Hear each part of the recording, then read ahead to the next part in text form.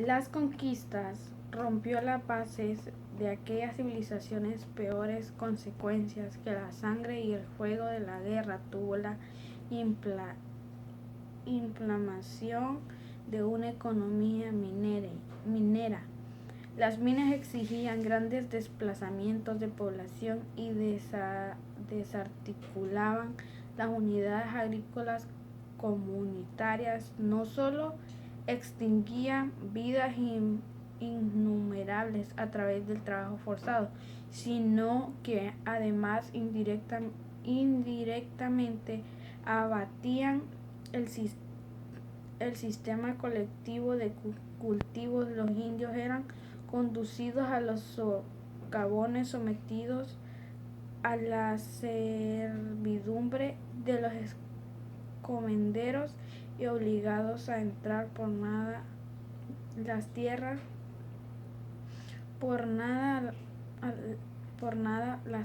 de obligatoriamente dejaban o descuidaban. En la costa del Pacífico los españoles destruyeron o dejaron extinguir los enormes cultivos de maíz, yuca, frijoles y payares, maní, papa dulce. El desierto devoró rápidamente grandes extensiones de tierra que habían recibido vida de la red incaica de irrigación. 4 siglos y medio después de la conquista solo quedan rocas y matorrales en el lugar de la mayoría de los caminos que unían al imperio. Aunque las gigantescas obras públicas de los incas fueron en su mayor parte borradas por el tiempo o por la mano de los usurpadores, restan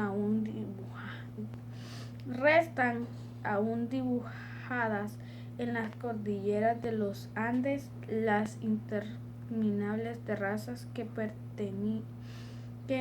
permitían y todavía permiten cultivar las laderas de las montañas. Un técnico norteamericano estimaba en 1936 que si en ese año se hubiera construido con métodos modernos, esas terrazas hubieran costado unos $30,000 por acre. Las terrazas y los acueductos de irrigación fueron posibles en aquel imperio que no conocía la rueda, el caballo ni el hierro, merced a una prodigiosa capacidad de organización y a un profundo conocimiento del medio, nacido de la relación religiosa del hombre con la tierra, que era sagrada y estaba por lo tanto siempre viva. También habían sido asombrosas las respuestas aztecas al desafío de la naturaleza.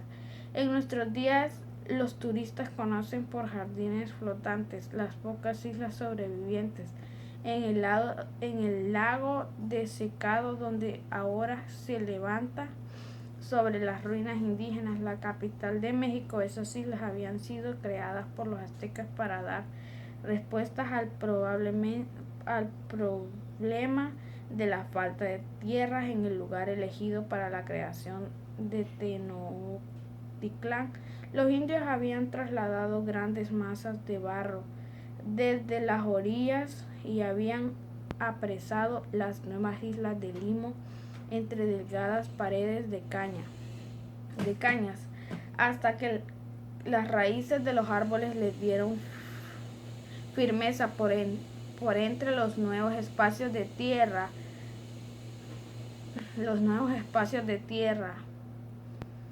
Se deslizaban los canales de agua. Sobre estas islas inusitadamente fértiles creció la poderosa capital de los aztecas, con sus amplias avenidas, sus palacios de austera belleza y sus pirámides escalonadas brotada mágicamente de la laguna. Estaba condenado a desaparecer ante los embates de la conquista extranjera. 4 siglos demoraría México para alcanzar una población tan numerosa como la que existía en aquellos tiempos. Los indios eran, como dice Darcy Ribeiro, el combustible del sistema productivo colonial. Es casi seguro, escribe Sergio Bagú, que a las minas hispanas fueron arrojados centenares de indios, escultores, arquitectos, ingenieros y astrónomos confundidos entre la multitud de esclavos, para realizar un burdo y agotar trabajo de extracción para la economía colonial. La habilidad técnica de esos individuos no interesaba, solo contaba ellos como trabajadores no calificados.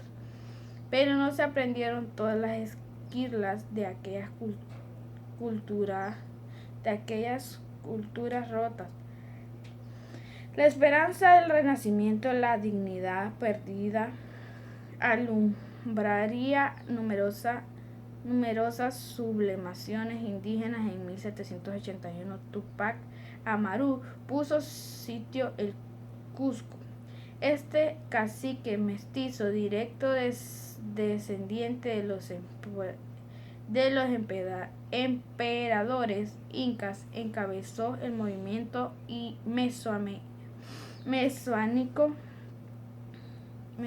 mesiánico y revolucionario de mayor envergadura.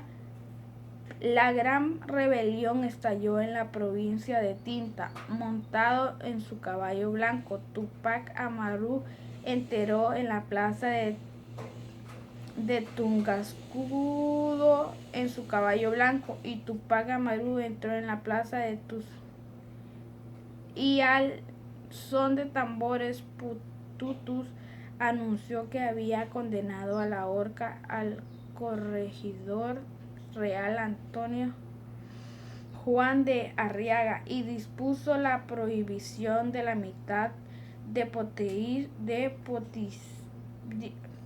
Potosí. La provincia de Tinta estaba quedando desplomada a causa del servicio obligatorio de los socavones de plata del Cerro Rico. Pocos días después, Túpac Amaru expidió un nuevo bando por el que decretaba la libertad de los esclavos, abolió todos los impuestos y el repartimiento de mano de obra indígena en todas sus formas. Los indígenas se sumaban por millares y millares y a las fuerzas del padre de todos los pobres y todos los miserables y desvalidos. Al frente de sus guerrilleros, el caudillo se lanzó sobre el Cusco, marchaba predicando arengas.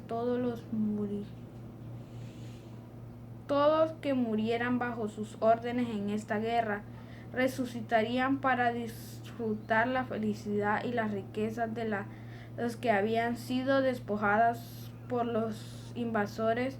Se sucedieron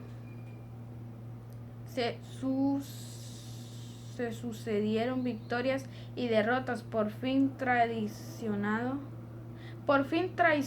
y capturado por uno de sus jefes, Túpac Amaru fue entregado cargado de cadenas a los realistas. En sus calabozos entró el visitador Arreché para exigirle a cambio de promesas los nombres de los cómplices de la rebelión. Túpac Amaru le contestó con desprecio: aquí no hay más que cómplices que tú y yo, tú por opresor y yo por libertador. Merecemos la muerte. Tupac fue sometido a suplicio junto con su esposa y sus hijos y sus principales partidarios en la plaza del Huacaipatá en el Cusco. Le cortaron la lengua, ataron sus brazos y sus piernas a 4 caballos para descuartizarlo, pero el cuerpo no se partió. Lo decapitaron al pie de la horca, enviaron la cabeza a Tinta, uno de los brazos fue a Tungazuca y el otro a Carabaya. Mandaron una pierna a Santa Rosa y la otra a Libitaca.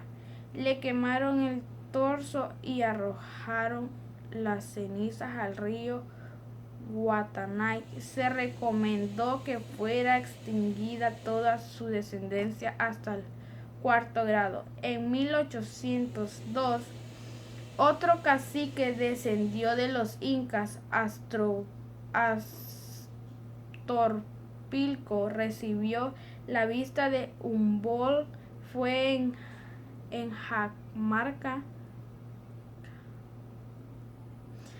Cajamarca, en el exacto sitio donde su antepasado Atahualpa había visto por primera vez al conquistador Pizarro. El hijo del cacique acompañó al sabio alemán a recorrer las ruinas del pueblo y los escombrosos de antiguo palacio incaico. Mientras caminaba le hablaba de los fabulosos tesoros escondidos bajo el polvo y la ceniza. ¿No sentís a veces el antojo de cavar en busca de los tesoros para satisfacer vuestras necesidades?, le preguntó Humboldt. Y el joven contestó: tal antojo no nos viene. Mi padre dice que sería pecaminoso si tuviéramos las ramas doradas con todos los frutos de oro. Los vecinos blancos nos odiarían y nos harían daño. El cacique cultivaba un pequeño campo de trigo, pero eso no bastaba para ponerse a salvo de la codicia ajena. Los usurpadores, ávidos de oro y plata y también de brazos esclavos para trabajar las minas, no demoraban en abalanzarse sobre las tierras cuando los cultivos ofrecieron ganancias tentadoras. El despojo continuó todo a lo largo del tiempo y en 1969, cuando anunció la reforma agraria en Perú, todavía los diarios daban cuenta frecuentemente de que los indios de las comunidades rotas de la sierra invadían de tanto desplegado sus banderas las tierras que habían sido robadas a ellos o a sus antepasados y eran repelidos a balazos por el ejército. Hubo que esperar casi 2 siglos desde Tupac Amaru para que el general nacionalista Juan Velasco Alvarado recogiera y aplicara aquella frase del cacique de resonancias inmortales: campesino, el patrón ya no comería más tu pobreza. Otros héroes en el tiempo se preocupó de rescatar de la derrota fueron los mexicanos Hidalgo y Morelos. Miguel Hidalgo, que había sido hasta los 50 años un apacible cura rural, un buen día, hecho abuelo, las campanas de la iglesia de Dolores llamado a los indios a la lucha por su libertad. ¿Queréis empeñaros en el esfuerzo de recuperar de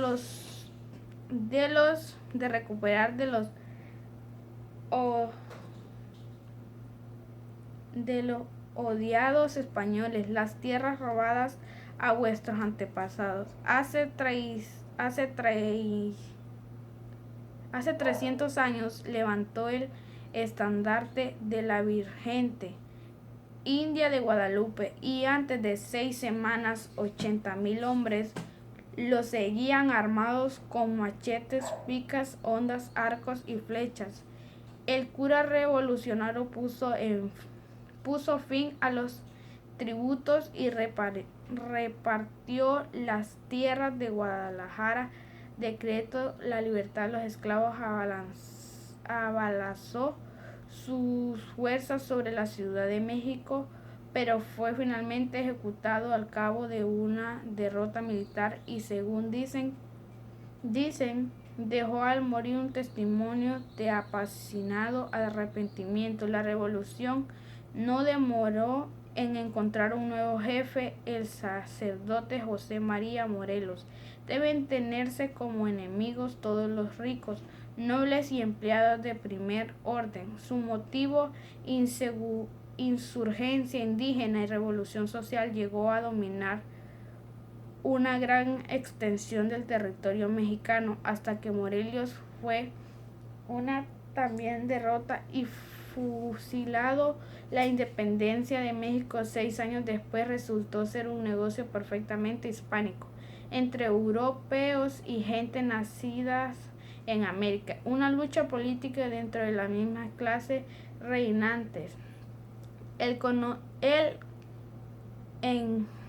encomendado fue convertido en peón y el encomendero en hacendado. La Semana Santa de los indios termina sin resurrección. Al principio de nuestros siglos, todavía los dueños de los pongos indios dedicados al servicio doméstico los ofrecían en alquiler a través de los diarios de la paz. Hasta la revolución de 1952, que devolvió a los indios bolivianos el pisoteo de derecho a la indignidad. Los pongo comían las sobras de la comida del perro, a cuyo costado dormían,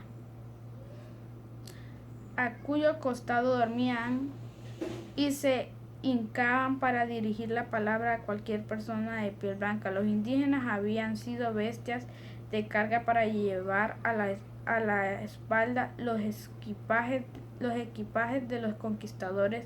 Las cabalgaduras eran escasas, pero en nuestros días pueden verse, por lo que el altiplano andino, changadores, aymaraes y pechuas, cargando fardos hasta con los dientes a cambio de un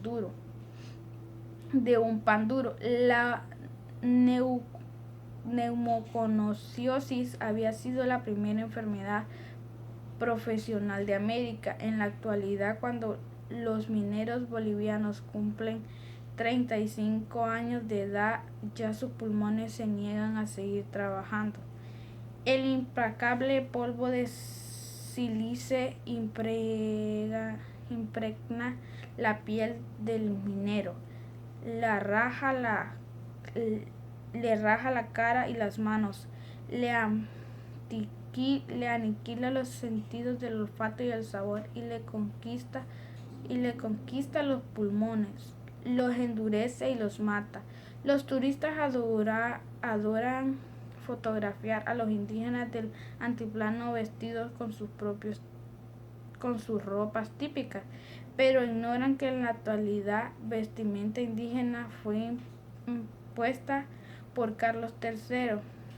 A fines del siglo XVII, los trajes femeninos que los españoles obligaron a usar a los indígenas eran calcados de los vestidos regionales de las labradoras extremeñas,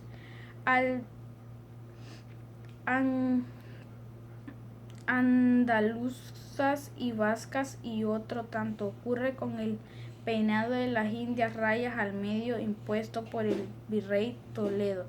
No sucede lo mismo, en cambio, con el consumo de coca, que no nació con los españoles, ya existía en tiempos de los incas. La coca se distribuía, sin embargo, con mesura. El gobierno incaico la monopolizaba y solo permitía su uso con fines rituales o para el duro trabajo de las minas. Los españoles estimularon agudamente el consumo de coca. Era un espléndido negocio en el siglo XVI. Se gastaba tanto en Potosí, en ropa europea para los opresores, como en coca para los oprimidos. 400 mercaderes españoles vivían en el Cusco del tráfico de coca. En las minas de plata de Potosí entraban anualmente 100.000 cestos con 1 millón de kilos de hojas de coca.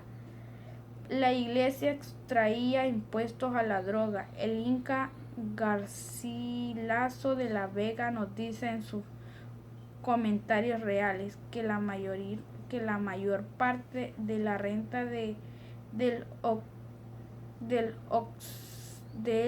obispo y de los canónigos